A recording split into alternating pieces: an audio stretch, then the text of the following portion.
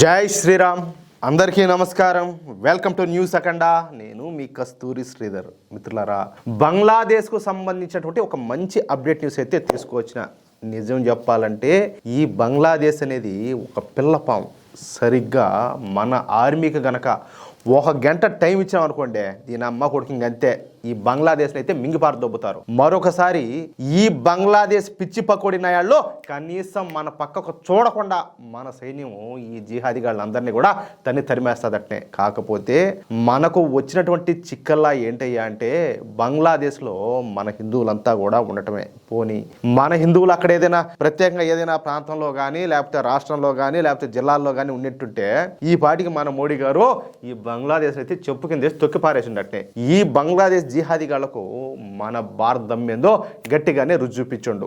ఒక్కొక్కరికి తాట తీసి వదిలిపెట్టిండట్టే, ఊరికే కూడా కాదు. కానీ దురదృష్టవశాత్తు మన హిందువులు ఈ జిహాదీగాళ్ల మధ్యలోనే బ్రతుకుతూ ఉండడంతో మన వాళ్ళను గుర్తించడం చెప్పాలంటే కష్టంగా మారిపోయింది. పైగా ఏదో 1000 మందో 2000 మందో అంటే అదొక రకం. అట్లా కూడా కాదే, ఏకంగా 1 కోటి మంది హిందువులు బంగ్లాదేశ్లో ఉన్నారు. మరి 1 కోటి మందిని రెస్క్యూ చేసి వాళ్ళను భారత్కు తీసుకురావడం అంటే మామూలు మాట్లాడే అసాధ్యమైనటువంటి పని. అందుకే నరేంద్ర మోడీ గారు ఈ బంగ్లాదేశ్ విషయంలో చాలా అంటే చాలా సంయమనం అయితే పాటిస్తున్నారు. అంతేకాదు బంగ్లాదేశ్లో ఉన్నటువంటి మన రా ఏజెంట్లు మన హిందువులను కాపాడగలిగినంత మందిని అయితే కాపాడుతూనే ఉండారంట. అయితే అది సముద్రంలో చెప్పాలంటే ఒక చిన్న నీటి బొట్టు అంతే. అయినా ఈ పాకిస్తానీలైనా కూడా మనుషులుగా చూడొచ్చేమో కానీ ఈ బంగ్లాదేశ్లో ఉన్నటువంటి జిహాదీగాళ్ళను మాత్రం మనం కనీసం జంతువులుగా కూడా చూడలేం. ఎందుకంటే వీళ్ళంతా కూడా మధ్యయుగం నాటి మనుషుల కంటే ఘోరమైన ముడాకుడుకులు అనమాట.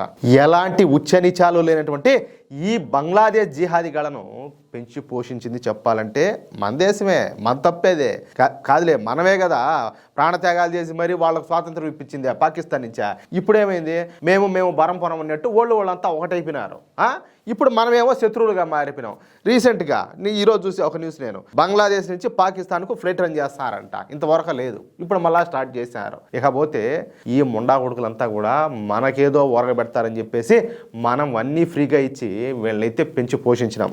దాంతో ఇప్పుడు మదమెక్కినటువంటి ఈ రాక్షస జాతి మన హిందువుల మీదనే దాడులు అయితే చేస్తారు. ఇక ఈ బంగ్లాదేశ్ అనేటటువంటి దేశం నిలబడడానికి 2 రంగాలు కారణం అన్నమాట. అవి ఒకటి వచ్చేసి వ్యవసాయ రంగం అయితే, రెండవది వచ్చేసి వస్త్ర పరిశ్రమ.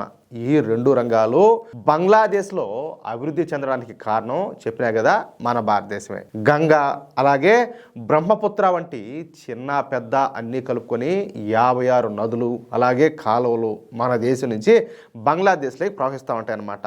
దీంతో మన దేశపు అతిమొండా కొడుకులు మన దేశాన్ని ఎండబెట్టి, అర్థమైందా ఏంది, మన దేశాన్ని ఎండబెట్టి ఆ నీళ్లలో మెజారిటీ వాటాను బంగ్లాదేశ్ కట్టబెట్టారు.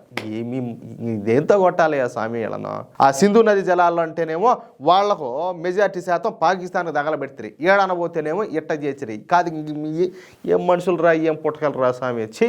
అంతేకాకుండా బంగ్లాదేశ్లో డ్యాములు నిర్మించడానికి కూడా సాయం చేశారు. అంటే వాళ్ళు కట్టుకోలేరనే వీళ్ళే డ్యాములు కట్టించారు, బాగా నీళ్ళని స్టోర్ చేసుకునేదానికి. ఎందుకంటే బాగా సంపాదించి తిని బాగా మదం బట్టి బలిసి మళ్ళీ మనం మింగాలి కదా, అందుకని చెప్పేసి డ్యాములు కట్టుకోవడానికి కూడా సాయం చేశారు. దీంతో బంగ్లాదేశ్ అంతా కూడా సస్యశ్యామలమైంది. 60% పైగా బంగ్లాదేశ్లో ఇప్పుడు వ్యవసాయం చేస్తున్నారు. ఒక దేశంలో 60% పైగా భూముల్లో వ్యవసాయం చేయడం అంటే చెప్పాలంటే అదొక ప్రపంచ రికార్డు. ఇక రెండో విషయం వచ్చేసి వస్త్ర పరిశ్రమ. ఈ వస్త్ర పరిశ్రమకు కావాల్సినటువంటి పత్తి, డీజిల్, యంత్రాలు, స్పేర్ పార్ట్లు, నూలు, రా మెటీరియల్ ఇవంతా కూడా అతి తక్కువ ధరలకే మన భారతదేశం ఈ బంగ్లాదేశ్కి అయితే అందిస్తుంది. అందుకే బంగ్లాదేశ్ ఈ వస్త్ర పరిశ్రమలో ఆసియన్ జెయింట్గా ప్రసిద్ధికెక్కిందనమాట. అయితే ఇక్కడే ఒక చిన్న చిక్కు వచ్చి పడింది. మన హిందువులపైన దాడులు చేస్తా ఉన్నందుకు నిరసనగా మన దేశం పత్తి, డీజిల్ అలాగే కరెంట్ సరఫరాను నిలిపేసిందనమాట. దీంతో బంగ్లాదేశ్లో ఉన్నటువంటి వస్త్ర పరిశ్రమలో చెప్పాలంటే గిల్ల కొట్టుకొని దాచరాయి. బ్యాంకుల నుంచి పెద్ద ఎత్తున లోన్లు తీసుకొని ఈ వస్త్ర పరిశ్రమలను అతి కష్టం మీద ఈ బంగ్లాదేశీ పారిశ్రామికవేత్తలంతా కూడా నడిపిస్తున్నారు. దీంతో తమ పరిశ్రమల మీద ఖర్చు తగ్గించుకోవడానికి బంగ్లాదేశ్లోనే ఉత్పత్తి అయ్యేటటువంటి చవకైనటువంటి నాణ్యత లేనటువంటి నూలును కొనుగోలు చేయాలని చెప్పేసి వాళ్ళంతా కూడా నిర్ణయించుకున్నారు. చేసుకున్నారు. దేనికి? ఖర్చులు తగ్గించుకునేదానికి. నిజానికి బంగ్లాదేశ్కు ఈ నూలు సరఫరా చేసేది మన భారతదేశమే. మన భారతదేశం నాణ్యమైనటువంటి నూలును బంగ్లాదేశ్కి అయితే ఎగుమతి చేస్తూ ఉంటుంది. ఆ నూలుతోనే ఈ బంగ్లాదేశ్లో ఉన్నటువంటి వస్త్ర పరిశ్రమలన్నీ కూడా ఇన్నాళ్ళు బతుకుతా వచ్చినాయి. కానీ ఇప్పుడు ఈ వస్త్ర పరిశ్రమలన్నీ కూడా మన దేశ నూలును కూడా కొనలేకపోవడంతో మన దేశ నూలును బంగ్లాదేశ్లో బ్యాన్ చేయమని చెప్పేసి బంగ్లాదేశ్ టెక్స్టైల్ మిల్స్ అసోసియేషన్ అయితే డిమాండ్ చేస్తుంది. ఒకవేళ భారత్ నుంచి వచ్చేటటువంటి నూలు పైన నిషేధం విధించకపోతే వచ్చే ఫిబ్రవరి 1వ తారీఖు నుంచి, అంటే ఇది ఇంకా 2 రోజులు టైం ఉన్నది, 1వ తారీఖు నుంచి బంగ్లాదేశ్లో ఉన్నటువంటి అన్ని వస్త్ర పరిశ్రమలను మూసేస్తామని చెప్పేసి బంగ్లాదేశ్ ప్రభుత్వాన్ని అయితే హెచ్చరించినారు. అవసరమైతే మళ్ళీ మరొక ఉద్యమం చేస్తామని చెప్పేసి ఈ వస్త్ర పరిశ్రమకు సంబంధించినటువంటి కార్మికులంతా కూడా కఠినమైనటువంటి వార్నింగ్ అయితే ఇచ్చినారు. కానీ అదే సమయంలో బంగ్లాదేశ్ వస్త్ర ఎగుమతిదారుల సంఘం, అంటే వీళ్ళు తయారు చేసేవాళ్ళు కొంతమంది, దీన్ని ఎగుమతి చేసేవాళ్ళు ఇంకొంతమంది అనమాట.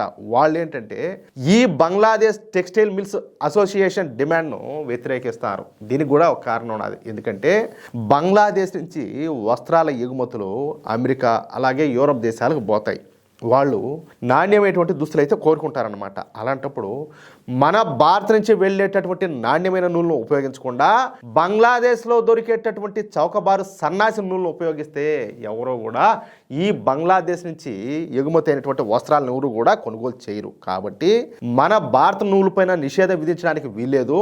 ఒకవేళ కనుక నిషేధం విధిస్తే మేము మా వ్యాపారాల్లో మూసేస్తామంట ఈ బంగ్లాదేశ్ వస్త్ర ఎగుమతిదారుల సంఘం అయితే హెచ్చరించింది. చూడండి, వాళ్ళదొక బాధ, వీళ్ళదొక బాధ. దీంతో బంగ్లాదేశ్ తాత్కాలిక ప్రధాని అయినటువంటి మొహమ్మద్ యూనస్ గాడికి ఏం ఫ్యూజులు అంటే మళ్ళా మాడిపోయినట్టే. కరవం అంటేనేమో కప్ప కోపం, వదలమంటేనేమో పాము కోపం. ఈ విధంగా ఉండాలి ఈ బంగ్లాదేశ్ పరిస్థితి అంతా కూడా. దీంతో ఈ మొహమ్మద్ యూనస్ గాడు బంగ్లాదేశ్ ఎన్నికలను ఎలాగోలా పూర్తి చేసి ఫ్రాన్స్కు పారిపోదామని చెప్పేసి ఆ ప్లాన్లో ఉన్నాడంట. అయితే ఒక్కసారి గనక బంగ్లాదేశ్లో వస్త్ర పరిశ్రమలు మూతపడితే కనీసం 20 లక్షల మంది ఉద్యోగులంతా కూడా రోడ్డు మీద పడతారు. అంటే 20 లక్షల కుటుంబాలకు తిండి అయితే దొరకదనమాట. ఇక అప్పుడు సహజంగానే బంగ్లాదేశ్లో సివిల్ వార్ అనేది వస్తుంది. అందుకే ఈ మొహమ్మద్ యూనస్ గాడు చల్లగా తప్పించుకోవాలని చెప్పి చూస్తున్నాడు. అర్థమవుతుందా? అది విషయం. మిత్రులారా, చూశారు కదా, కృతజ్ఞత లేనటువంటి చోట శాంతి అనేది ఉండదు. కన్న తల్లి లాంటి మన భారత సాయాన్ని కాదన్నటువంటి చోట అభివృద్ధి కూడా ఎంత మాత్రం నిలబడదు. మన దేశం పెట్టినటువంటి భిక్షతో ఎదిగి ఈరోజు మన వాళ్లపైనే కన్నెర చేస్తున్నటువంటి బంగ్లాదేశ్కు కాలం అయితే తగిన గుణపాఠమే చెప్తుంది. అవునా కాదా? భారత్ అంటే కేవలం ఒక దేశం కాదు, అది ఒక శక్తి. మన సహనాన్ని పిరికితనంగా భావిస్తే ఆర్థికంగా ఎలా దెబ్బకొట్టాలో, దౌత్యపరంగా ఏ విధంగా ఊపిరి ఆడకుండా చేయాలో మోడీ గారి నాయకత్వంలో భారత్ అయితే చేసి చూపిస్తుంది. యూనస్ లాంటి తాత్కాలిక పాలకులు పారిపోవచ్చేమో కానీ ఆ దేశం చేసినటువంటి తప్పులకు ఖచ్చితంగా శిక్ష అయితే అనుభవించాల్సిందే. ఓడిపోతే పోయినాడు, కానీ చేసిన వాళ్ళంతా, తప్పులు చేసిన వాళ్ళంతా వాళ్ళు అనుభవించాలి కదా. హిందువుల రక్షణే మన ప్రథమ కర్తవ్యం. ప్రభుత్వం తెర వెనక చేస్తున్నటువంటి ప్రయత్నాలన్నీ కూడా ఫలిస్తాయని, అలాగే అరాచక శక్తుల పతనం త్వరలోనే మొదలవుతుందని చెప్పేసి మనమంతా కూడా ఆశిద్దాం. భారత్ వైపు వేలెత్తి చూపే సాహసం చేసే ఏ దేశానికైనా కూడా ఇదే గతి పడతాదనడంలో ఎలాంటి సందేహం కూడా లేదు. మిత్రులారా, బంగ్లాదేశ్లో జరుగుతున్నటువంటి ఈ పరిణామాలపైన మీ అభిప్రాయం ఏంటి? నరేంద్ర మోడీ గారు అనుసరిస్తున్నటువంటి ఈ ఆర్థిక దౌత్యం సరైందేనా, లేక బంగ్లాదేశ్కు ఇంకా గట్టిగా బుద్ధి చెప్పాలా అనేది మీ అభిప్రాయాన్ని తప్పకుండా కామెంట్ రూపంలో తెలియజేయండి. మన భారతదేశ సార్వభౌమాధికారం అలాగే హిందువుల రక్షణ కోసం నిలబడేటటువంటి ప్రతి ఒక్కరు కూడా ఈ వీడియోను లైక్ చేయండి. అలాగే మీ మిత్రులకు తప్పనిసరిగా షేర్ చేయండి. ఇలాంటి మరిన్ని వాస్తవాలు అలాగే దేశభక్తి పూరిత విశ్లేషణల కోసం వెంటనే మన న్యూస్ అఖండ ఛానల్ను సబ్స్క్రైబ్ చేసుకోండి ప్లీజ్. జై శ్రీరామ్, జై హింద్.